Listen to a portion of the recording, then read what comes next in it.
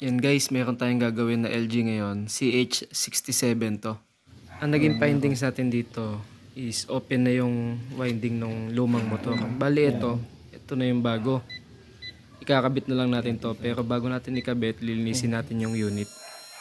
Ayan. Nakikita nyo, nililinisan namin tong unit niya, yung aircon niya.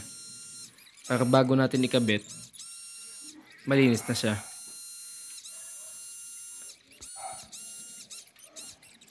Bali yung ganitong CH67 na error guys, mag-focus kayo sa pan motor. Kadalasan pan motor pag CH67. Kaya ang ginawa ko dito, pinalitan ko lang. Syempre linis muna bago palit. Para sure na maganda yung lamig ng aircon natin pagka testing natin. Yan, kung makikita nyo, kalas lahat to. Ang natira lang yung coil tsaka compressor. Linis na linis yan. Tapos itong holder ng pan natin, hindi na natin tinanggal kasi kinakalawang na ilalim.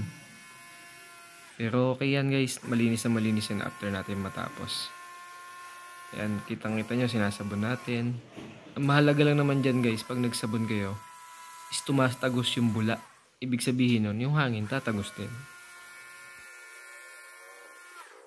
After nito, hindi na natin napakita yung process ng pagbalik tsaka pagtanggal, diba?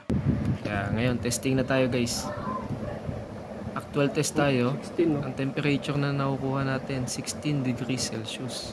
Pinakamababa natin. Kung nakatulong at nagustuhan nyo tong video natin na to, please like, share, and subscribe guys. Salamat!